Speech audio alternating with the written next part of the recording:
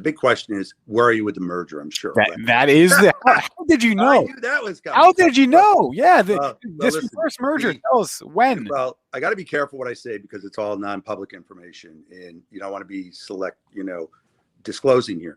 But everything's great with that. It's where Lemotive was a much bigger deal than we anticipated. It was a huge deal for us. I mean, you have over a $5 billion market cap, with just Lemotive alone as a private company, with, Gemini doing the fairness or the valuation on it. And we're growing every month. I mean, the numbers with Lemotive we're blowing out of the water. So we're thrilled with that. So now going back to Vinco and Zash, we finally came up with, we believe, the structure that is, we'll be putting out in the proxy over the next, literally several days or whatever here. But we believe we've come up with a structure that the Vinco shareholders, the Zash shareholders are going to be incredibly happy with. That's my personal opinion. It's like we have done everything behind the scenes where Vinco, I mean, we're on the phone just nonstop all day long, figuring out our next steps and doing the proxy. And like I said, Lemotive was, the audit is completed with Lemotive. It's done. That was a big thing we were waiting for because it's a Singapore company. And it's an exciting time for us because now we're all getting, it's like we're down and got our heads down. We're working, starting to monetize. And then this is the last step of putting the merger together. And we're all in, Zash is all in, Vinco's all in. We're not going anywhere.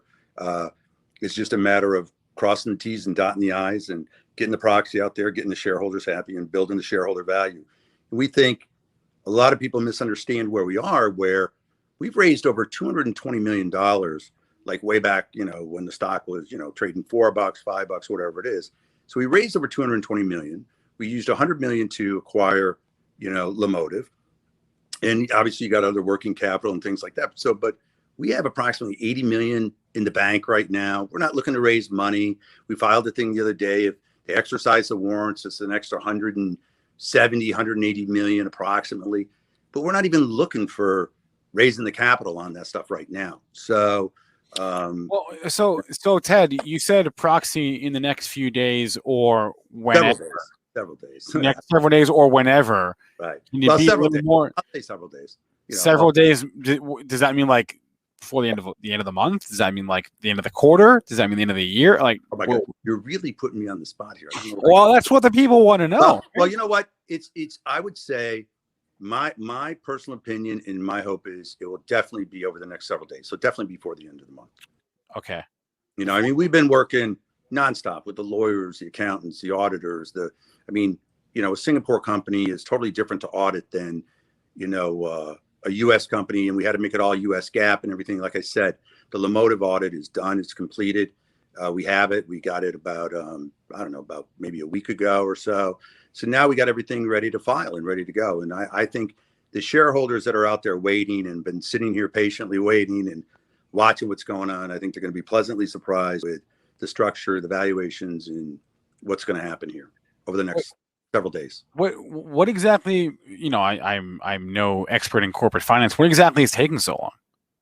It was really, a lot of it was Lemotive just being a foreign company in Singapore. We had to wait for the audit before you could do the proxy, right? We just got it a week ago. And, we hired one of the big firms, and it was more of really, we had to convert everything into US GAAP, which, makes sense here, obviously being a US public company.